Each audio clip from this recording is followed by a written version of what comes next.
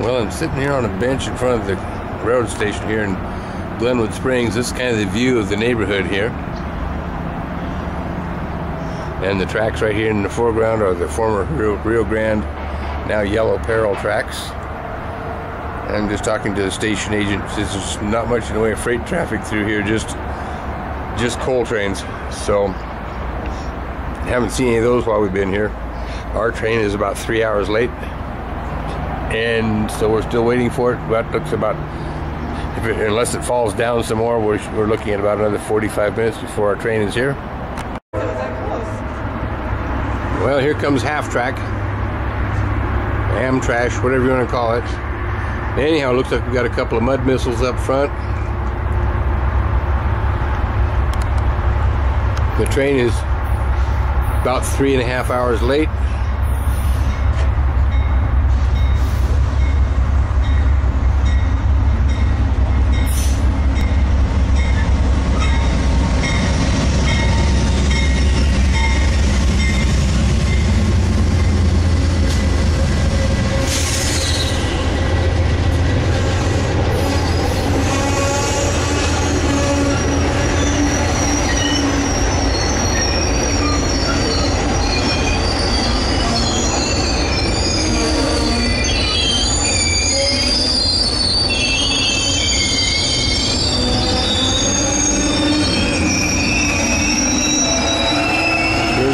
Car, and the next area with the blank spot in the middle is the diner, and we're going to be up on the back end, so we're going to walk up there and get aboard, and we'll see you in our room.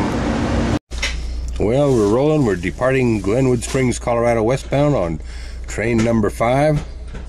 We're in bedroom D this time. On the other trains we were in bedroom E, and it is now 18-14 hours, and here goes the depot by us. And Glenwood Springs is the name of the place, as you can see right there. And so we're on our way out of Dodge. About 3 hours late. 4 hours late. Yeah, I was supposed to leave at 14 something. So yes, we're 4 hours late. And you can see a little bit of downtown Glenwood Springs going by outside the window here. And our room looks just like the rooms in the other Superliner cars that we had. Got the general here checking things out. And here's the upper berth up here, and the lower berth down here. And I'm sitting in a chair in the corner. And we have our private little bathroom right here, and a little closet in the corner over here for our clothes. So anyhow, this is our train, and we're headed out of town. Here's the next one. Headed out town. Directly ahead of us is the dining car, which we're going to have dinner at 19-15 hours. We were given a dinner reservation when we got aboard the train, and that's the time on it.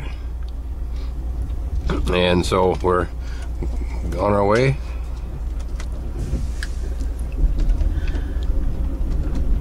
And here's the Colorado River. We're going to cross the river right here, complete with a rafter. And so we'll see you after dinner, or at dinner time. Well, there's the Colorado River right out there, and we're still headed westbound. It's only been a half an hour or so since I talked to you the last time. We're still waiting on dinner. That's basically all you do on the train, is watch the sights and eat. And if you're on a diet, you ain't gonna lose no weight on the train. The food's pretty good, and they hardly get the lunch dishes washed, and they're calling for dinner. Hopefully this is coming out not too bad. We kind of got a grubby window here. They didn't do a very good job of scrubbing the outside of the car down back in Chicago where this train came from. And like they mentioned earlier at the beginning of this, we are 4 hours late, and we're headed into the sunset, and probably show you the dining car again so you can see our place to eat, and probably wander into the lounge car and see what's happening there too. Well, it's morning, and we're just left Elko, Nevada. This is the dining car. We're gonna wait for a spot. So here we are. Well, this is the lounge car. They call it the Sightseer Lounge. And it's a double. This is the upper level. As all the Superliner cars are bi-level cars. So anyhow, thought I hadn't done any video of the lounge car, so I thought I'd do that. And so that's what the Sightseer Lounge looks like. Well, we're approaching Reno, The train is still 4 hours late. And one thing about Reno is, right next to Reno is Sparks. So they say that Reno is so close to hell you can see sparks, and it's true, you can. You can stand in Reno and see sparks. So anyway, we're approaching Reno, and it's about 12:45. We should have been here, I'd say, 4 hours ago. And this is what can you see out the window of our bedroom. All kinds of maintenance equipment from some outfit of the highway department stuff, I guess. So, but anyway, we are approaching Reno. Well, we're at Roseville. Just came in Roseville, and there's a couple of yellow bellies sitting over there, and you can look down the yard a little bit. And that stack train just went by us, headed in, and I see there's something coming out from the track over. Look right there. Something else is trying to leave the yard. So anyhow, we're at Roseville, and should be in Sacramento before too much longer. Right here is one of SP's rotaries with the F7B power plant behind it, and there's another one behind there, and some more yellow bellies. Sure is terrible seeing yellow bellies where all the red and gray SP engines are supposed to be. But anyway, this is some of the sights here at Roseville coming through the yard, and the shop buildings. Bunch of extra wheels and stuff here.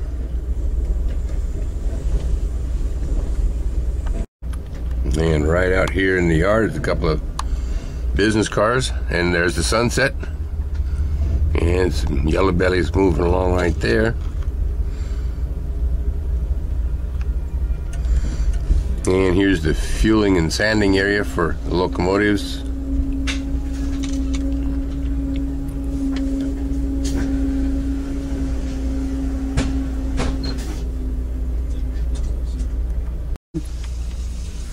Here's a cotton belt unit patched, and there's a dirty yellow belly. I've never seen a yellow belly as dirty as that one right there.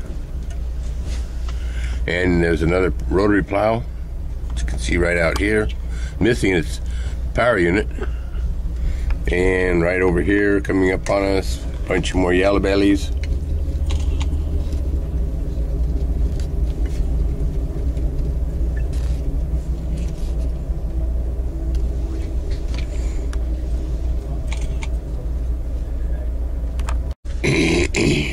And a genset unit, a couple of them, 3 of them. And up there's the hump, a couple of engines sitting up there.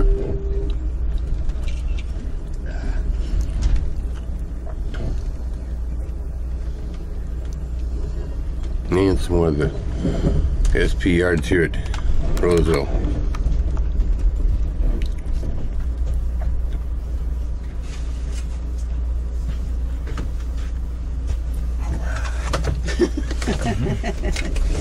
Make it simple for you.